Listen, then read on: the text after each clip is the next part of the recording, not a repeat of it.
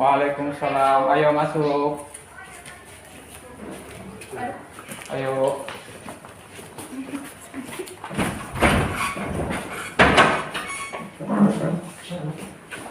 Silakan duduk.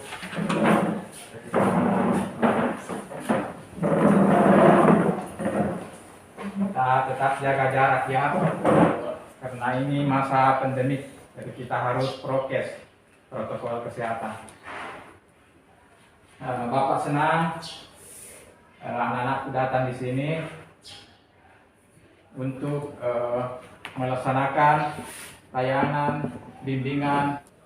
Namun sebelumnya kita berdoa atas nikmat yang diberikan oleh Allah kepada kita, sehingga pada hari ini kita bisa ada di tempat yang sederhana ini. Mari kita berdoa sesuai dengan kepercayaan kita. Doa dimulai.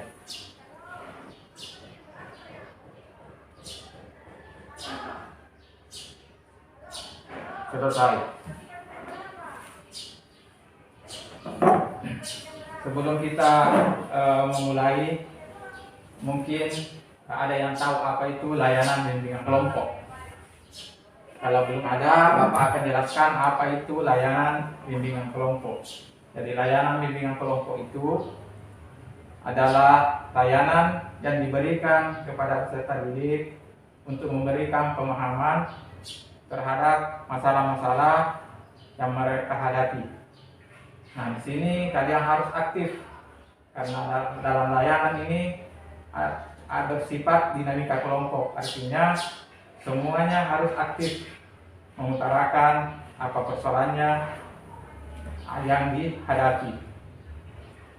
Kemudian di sini ada asas yang kita harus kita patuhi, yaitu asas keterbukaan, kekinian, dan kesukarelaan. Bapak senang sekali karena anak-anakku datang di sini secara sukarela. Nah, sekarang kalian sudah paham kan? Paham. Nah, oke. Jadi karena kalian sudah paham apa itu bimbingan kelompok, di sini sebelum Bapak melanjut, kita bermain dulu ya, bermain cepat-cepat. Baik, Pak. Oke, ikuti Bapak karena ini cepat. Siap. Mata, telinga, mulut, hidung, mulut, kepala, hidung, mulut, mata. Ternyata anak-anakku tidak ada yang terpancing untuk salah. Saya berusaha untuk memancing, saya pegang telinga untuk memancing Anda, ternyata baik. Nah, kira-kira siapa yang memulai atau mau mengungkapkan dulu persoalannya? Tapi ingat, kita baik. Siapa yang mulai tadi? Silakan. Kalau boleh, Pak, saya ingin pada pembahasan kali ini saya ingin belajar tentang bahasa Bugis. Soalnya saya orang Bugis, nggak bisa bahasa Bugis. Oh, Dan iya. juga teman-teman saya juga nggak bisa, Pak. Oh, begitu. Yang lain? Kalau saya Pak Ya. suka ngantuk di kelas.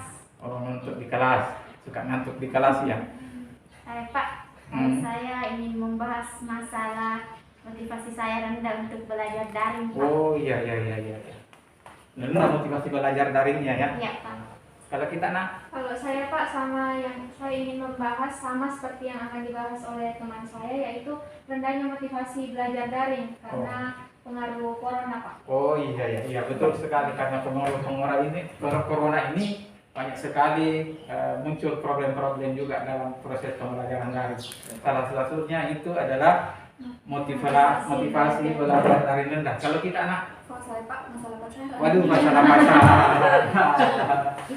Ya, tampaknya anak-anakku mengungkapkan semua masalah-masalah yang anakku hadapi. Namun dari sekian tadi masalah, kayaknya yang mengusulkan ada dua, yang mengusulkan tentang motivasi belajar daring rendah. Kayaknya ini mungkin penting untuk dibahas. Apakah kalian ini setuju untuk kita bahas ini? Setuju, Pak. Baiklah, karena kayaknya motivasi belajar ini, tentang motivasi belajar daring ini memang sangat berpengaruh. Karena kalau ini rendah, ini bisa membuat prestasi belajar anak-anakku bisa menurun. Akhirnya bisa-bisa anak-anakku tinggal kelas atau nanti akan terpuruk. Nah, dalam hal ini maka Bapak akan membawakan materi tentang motivasi belajar. Nah, di dalam pemaparan materi ini Bapak juga akan memutarkan juga video yang berhubungan juga dengan motivasi belajar. Jadi saya harapkan anak-anakku memperhatikannya. Dan ingat, kita mungkin akan bersama di sini kurang lebih 40 menit lah kita akan membahas masalah ini. Apa kalian sudah siap untuk menerima materi ini? Siap.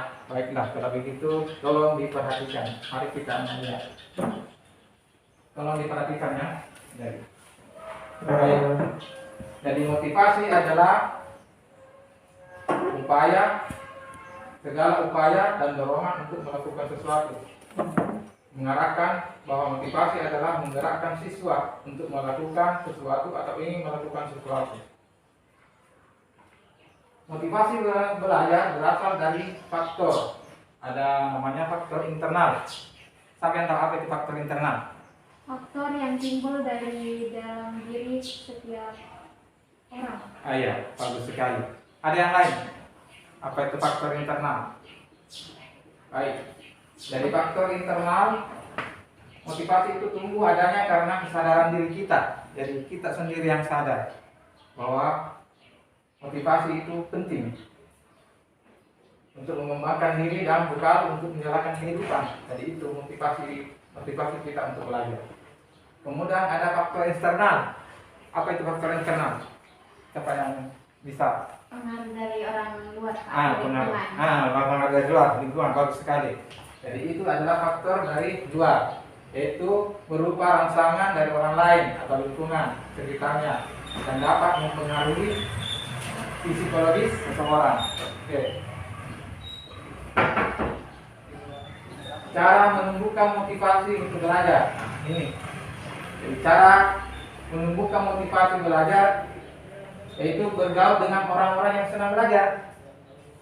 Jadi anak-anakku harus bergaul dengan orang yang senang belajar. Nah, jangan bergaul dengan orang yang tidak mau belajar, karena itu tadi bisa mempengaruhi mental anak-anakku.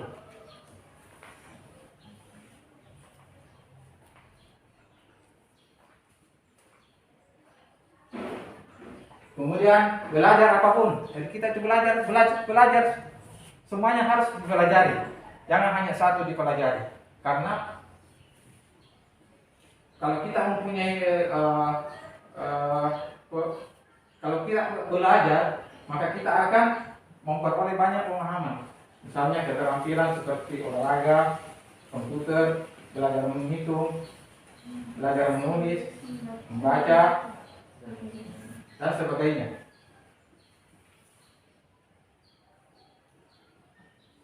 Kemudian bergaul dengan orang-orang optimis. Tahu apa itu orang optimis?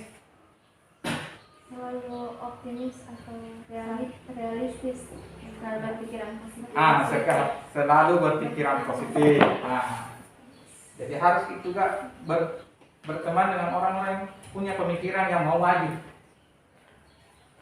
Supaya kita ini termotivasi untuk berkembang juga. Nah, sekarang kita lanjut dengan pemutaran video ya.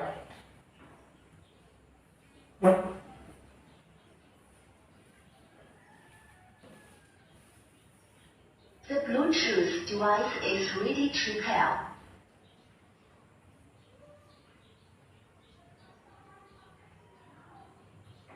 Kalau ngomongin semangat belajar, sebenarnya kalau dalam bahasa psikologi kita tuh lagi ngomongin tentang konsep motivasi. Jadi video ini gue bakal caranya biar lo bisa semangat atau termotivasi untuk belajar. Sebelumnya gue mau jelasin dulu sebuah teori. Jadi menurut salah satu filsuf yang teorinya udah cukup tua, motivasi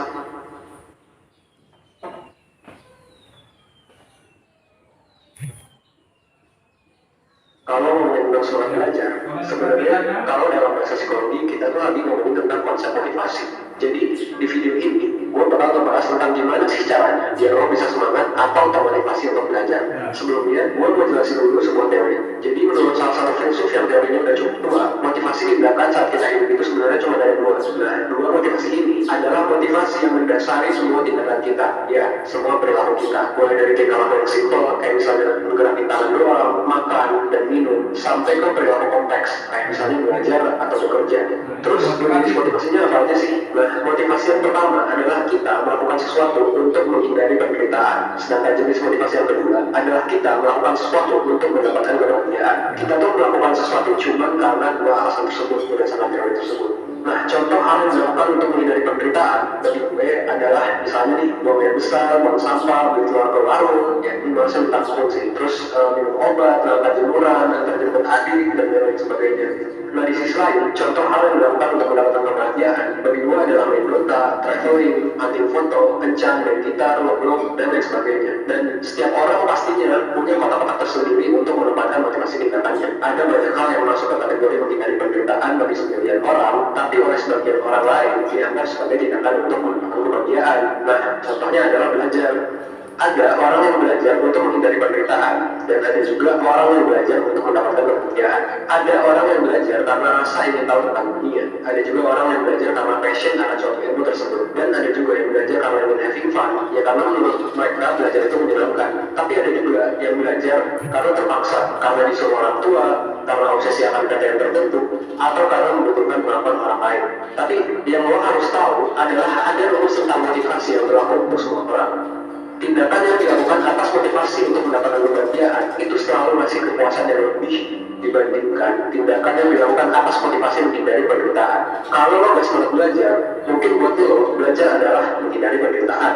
Lo sendiri yang dengan sadar mendapatkan belajar dalam paket itu dan memandang belajar adalah sesuatu yang melelahkan, membosankan, dan harus diselesaikan. Itulah kenapa lo gak bahagia melakukannya. Karena mungkin aja lo belajar untuk menghindari penderitaan, bukan untuk mendapatkan kebahagiaan. Ini juga lah yang membedakan motivasi menghindari penderitaan dan mendapatkan kebahagiaan. Kalau lo belajar untuk menghindari penderitaan, ya lo menganggap bahwa lo harus belajar. Sedangkan kalau lo belajar untuk mendapatkan kebahagiaan, ya lo belajar karena lo mau belajar, gitu, bukan karena harus.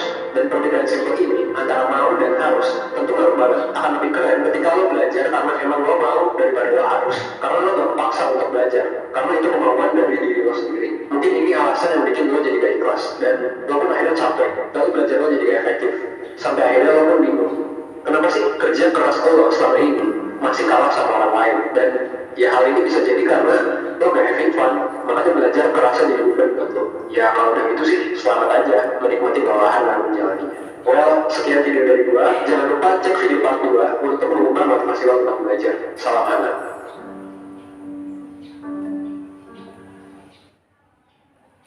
Nah, sekarang kita sudah menonton video, kemudian Bapak juga sudah memaparkan materi tentang motivasi belajar. Nah, sekarang saya membagikan dulu LKPD.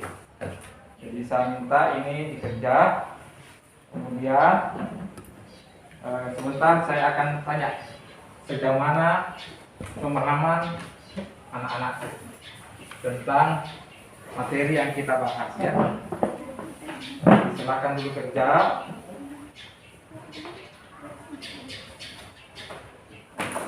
Silakan dulu bekerja.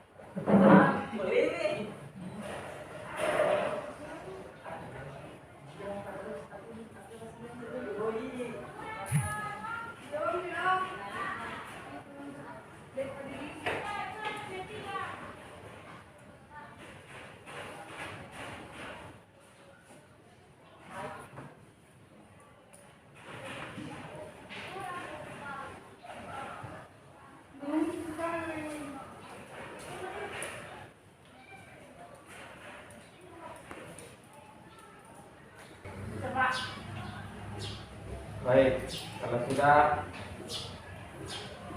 coba siapa yang bisa mulai menjawab? Saya Pak, Oke, silakan. pertanyaan yang nomor 1 yang mengenai faktor-faktor yang mempengaruhi motivasi. Ya, betul sekali.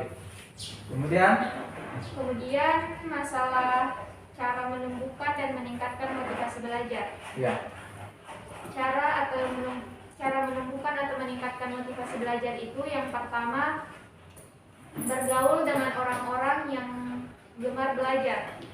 bagus Yang sekali. kedua, bergaul dengan orang-orang yang optimis Ya, dan memberikan dampak-dampak positif. bagus sekali. Yang lain lagi, coba. Ya, sama-sama semuanya ya. Ya, berarti sudah paham semua ya. Baiklah, karena kalian di sini sudah aktif dan memahami materi yang Bapak sajikan. Untuk itu mari kita dulu rileks sebentar dengan cara bermain gajah semut ya.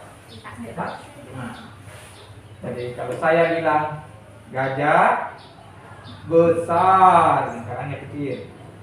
Kalau saya bilang semut kecil, lingkarannya besar. Oke, kita mulai. Gajah besar, semut kecil. Gajah besar, semut kecil. Nampaknya kita sudah bisa relax lagi kembali. Kira-kira apa kesimpulan yang kita bisa ambil dari materi atau kegiatan bimbingan kelompok ini? Mungkin kesimpulannya bahwa kita harus mempelajari masalah cara-cara atau faktor-faktor yang mempengaruhi motivasi belajar agar kita bisa meningkatkan motivasi belajar kita, karena apabila motivasi belajar kita rendah maka prestasi bahkan nilai kita itu akan ikut rendah. Oh, bagus sekali. Kira-kira yang lain ada yang bisa memasukkan lagi? Ada pendapat yang lain? Baik, kalau tidak ada, kalau sependapat semua, saya kira pertemuan kita hari ini cukup sampai di sini karena kita sudah Bapak dan sudah waktu membatasi kita. Namun sebelumnya kesan-kesan, apa kesan-kesan yang anak-anakku yang bisa utarakan? Yang jelas Pak, khusus pada hari ini saya sangat merasa lega dan saya juga punya harapan dan semangat untuk berada di Liga lagi Pak. Oh iya, bagus sekali. Jadi kesan-kesannya mungkin hampir sama semua ya. Ya. Nah, merasa senang, ada pemahaman yang diterima tentang bagaimana itu motivasi. Nah, mungkin di kesempatan lain lagi kita akan membahas topik-topik yang lain lagi ya. Karena anak-anak PO ini nanti ada lagi jam pelajaran yang selanjutnya. Jadi saya kira pertemuan hari ini cukup sampai di sini. Kita akhiri dan saya mengucapkan banyak terima kasih atas keaktifannya mengikuti layanan bimbingan kelompok ini. Saya kira cukup. Sekian, terima kasih. Assalamualaikum warahmatullahi wabarakatuh. Waalaikumsalam warahmatullahi wabarakatuh.